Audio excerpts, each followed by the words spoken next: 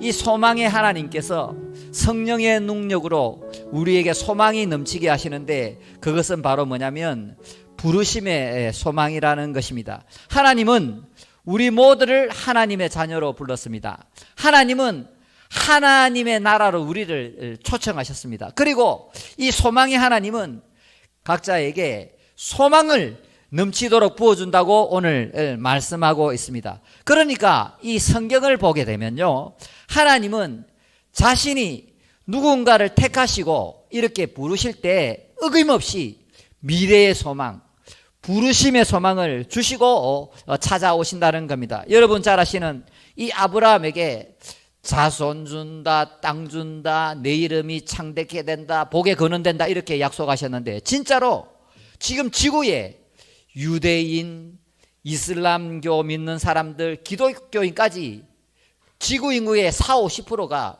아브라함을 우리의 아버지, 믿음의 조상으로 받들고 있지 않습니까? 거기에다가 그들의 자손이 가나안 땅을 차지했고, 예수님이 오심으로 인해서 아브라함의 이 혈통이 복음의 통로, 복의 근원이 되었다는 거지요.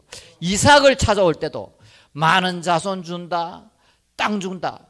야곱을 찾아올 때도 많은 자손 준다, 땅 준다, 일평생 너와 함께 하겠다 그랬는데, 진짜로 12아들을 낳았는데 그 12아들이 이스라엘의 12지파가 되고 야곱의 후손으로 예수 그리스도께서 오신 줄 믿습니다. 그리하여 그 야곱의 자손 이스라엘, 그 육적인 이스라엘 뿐만 아니라 우리 영적인 이스라엘이 이곳 지구 전체에 34%네. 요셉에게도 찾아오실 때 꿈을 주었습니다.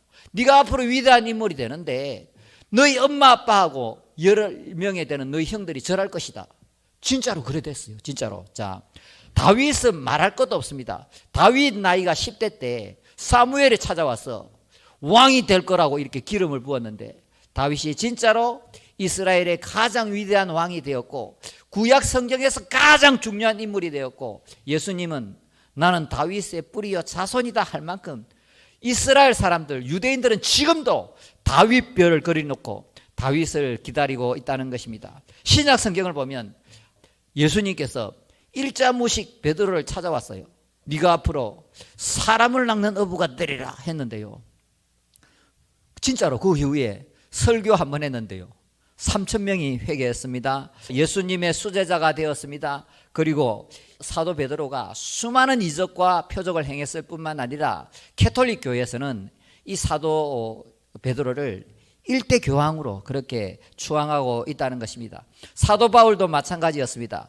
예수님의 핍박자요 방해자였는데 다메섹 도사랑에서 예수님이 나타나셔서 너는 앞으로 이방인의 사도가 되리라. 정말요, 더 이상 설명이 필요 없지요. 사도 바울이 만일 서양으로 가지 않고 동양으로 왔다면 이 세계의 지도와 역사가 바뀌었을 거예요. 세계 역사에 있어서 가장 중요한 인물이 제가 볼 때는 이 사도 바울이라는 거지요. 이처럼 하나님이 그 사람을 불렀고 그 사람을 부를 때 부르심의 소망을 주었는데 그 소망대로, 말씀대로 이루어졌다는 것을 믿으시기를 원합니다. 그러므로 우리는 하나님이 우리를 부르신 부르심의 소망을 알아야 됩니다. 여러분이 혹시 부르심의 소망을 받았다면 오늘 이 자리에서 부르심의 소망을 회복해야 될 줄 믿습니다. 돈 걱정, 자식 걱정, 배우자 걱정, 미래 걱정, 그런 걸 일단 내려놓고 오늘 예배드리고 기도할 때에 내가 옛날에 수련회 가고 캠프 가고 부흥회 갔을 때 그때 하나님이 나를 부르신 그 소망이 분명히 있는데 오늘 이 밤에 그것을 회복해 가야지, 이런 마음으로 기도의 자리로 나왔으면 좋겠습니다. 사도 바울은 에베소 성도들을 향해서 너희의 마음의 눈을 밝히사 그의 부르심의 소망이 무엇이며 너희로 알게 하시기를 원하노라. 이 사도 바울이 에베소 교인들을 향해서 간절히 소망하는 것이 뭐냐면 하나님께서 너희 마음의 눈을 밝혀주셔서 부르심의 소망이 무엇인지 깨닫기를 원한다고 얘기했을 뿐만 아니라 이 사도 바울은 부르심의 소망이 확실했습니다. 그랬기 때문에 그 사도 바울이 그 많은 어려움과 고난과 핍박과 박해를 이기고 그의 사명을 감당할 수 있었다는 것입니다.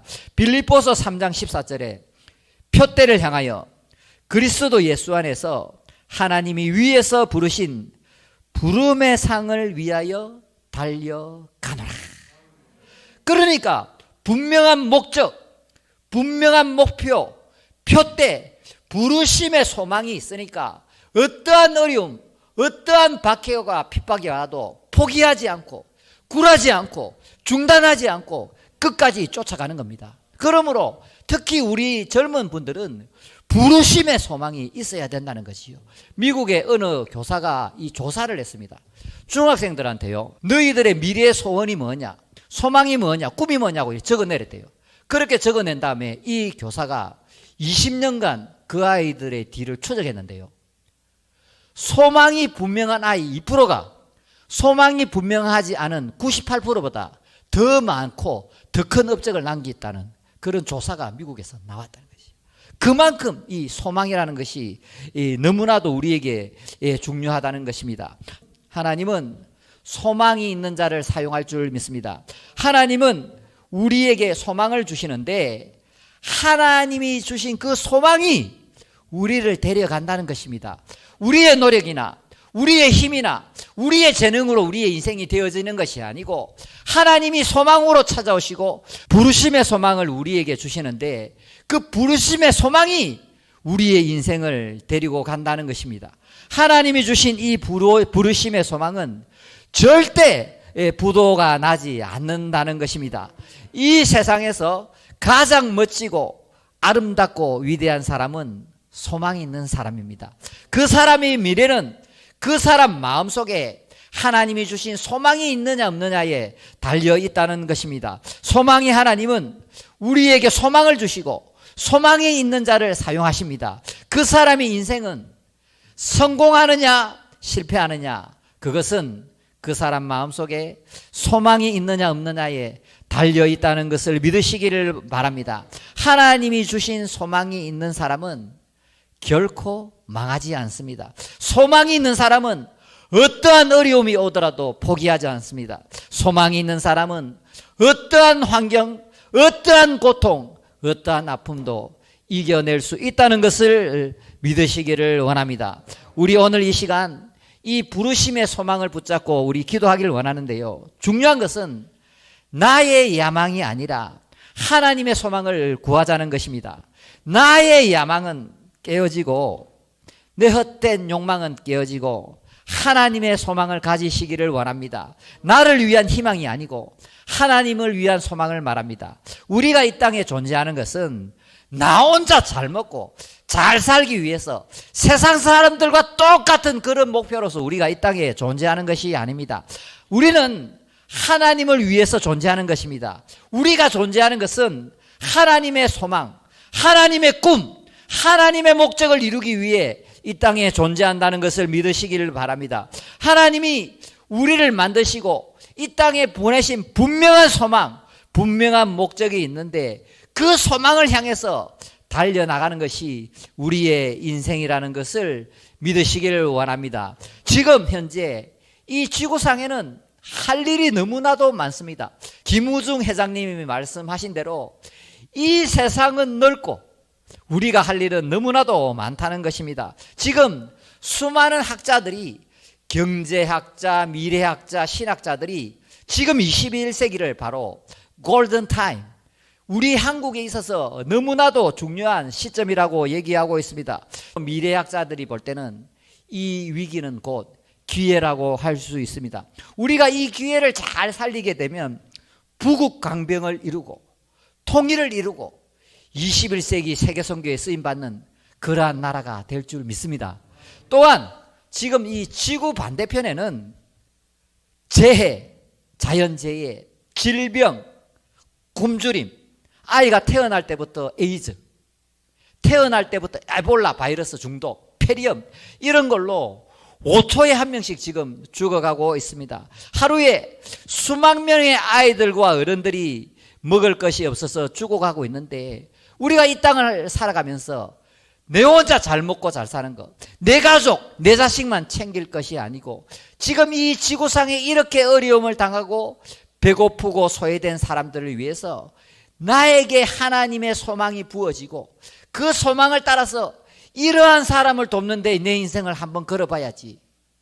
네, 이런 것을 우리가 기도하는 겁니다. 특히나 우리 가까운 이 북쪽에는 북한 주민들과 아이들이 먹을 것이 없어서 너무나도 힘들게 살아가고 있는데 나무 뿌리 캐어 먹는 사람들도 있고 그것도 근근히 살아가는데요. 지금 평양에서 오는 사람들의 얘기를 들어보면 북한에 지금 연료가 모자라니까 아파트에 사는 사람들이, 북한 아파트는 그래도 잘 사는 사람들인데 비닐로 집을 막아놨대요. 비닐로. 왜냐? 연료가 없으니까. 그렇게 근근히 살아간다고 그럽니다. 그리고 북한의 여인들이 압록강, 두만강을 죽음의 도강으로 넘어가요. 왜냐? 먹을 것이 없으니까.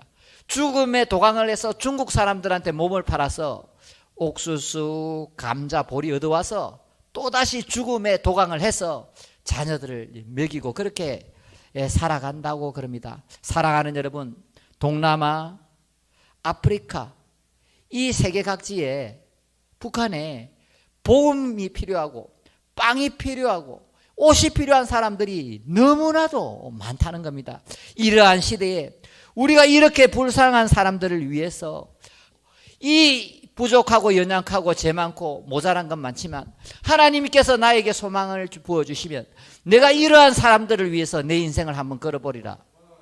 그렇게 인생을 멋지게 살아가시라는 겁니다. 특히 우리 젊은 친구들은 나 혼자 잘 먹고 잘 살고 복 받고 뭐 좀 예쁜 마누라, 좀 멋진 남편 이런 거 찾지 말고 세상 사람들하고 똑같은 그런 저급하고 더티한 욕망의 목표를 들고 살아가지 말고 거룩한 사명, 거룩한 소망, 하나님의 나라를 위해서 가난하고 소외되고 어렵고 힘든 이 나라 이 사람들을 돕기 위해서 정말 불꽃같이 그 인생을 한번 던져보는 여러분이 되시기를 바랍니다. 제가 오늘 출근할 때 하나 간증을 들었는데요. 선교사님이요, 지금 중국에서 사역하는데 북한에서 이렇게 탈출한 사람들 있잖아요. 이 사람들이 이 중국 사람들한테 잡혀서 뭐 사창가에 팔리고 또 막 이렇게 인신매매 당하고 이런 모양이에요. 그런 사람들을 이렇게 잘 챙겨서 한국으로 보내는 사역을 하시는데 무려 200명을 보냈대요. 그러다가 중국에서 잡혀서 옥고를 치르셨는데 그 선교사님이 하나님을 원망하고 불평하고 그렇게 하지 않으시고 오히려 감사하더래요. 왜? 내가 북한 사람 200명을 이렇게 보내는 동안 기도하고 말씀 읽고 예수님과 교제할 시간이 없었는데 그 200명을 보내고 난 후에 그 중국 사람들이 나를 감옥에 넣어서 내가 그 시간에 말씀 읽고 기도하고 예수님과 친해지는 시간을 가지게 되어서 감사하다. 원래는 거기서 종신형 20년 40년 감옥 살아야 되는데 하나님의 은혜로 1년 6개월 만에 나와서 우리 한국에 와서 간증하는 걸 제가 들었다니까요. 사랑하는 여러분, 얼마나 고귀하고 얼마나 아름답고 얼마나 거룩한 삶이겠습니까? 사랑하는 여러분, 아까도 말씀드렸다시피 우리의 인생은 한 뼘밖에 안 되는 그런 인생입니다. 우리의 인생이 얼마나 남았겠습니까? 우리의 인생에 소망이 없는 거지요. 그러므로 사랑하는 여러분, 너무 내 인생, 내 문제, 내 자식 문제, 돈 문제 그런 데서 너무 몰두하고 갇혀 살지 마시고 눈을 뜨시고 마음이 밝혀져서 하나님이 내게 주시는 소망을 회복하고 하나님이 내게 주시는 소망을 가지고 정말 이 인생을 아름답게 살아가는 여러분이 되시기를 간절히 축복합니다.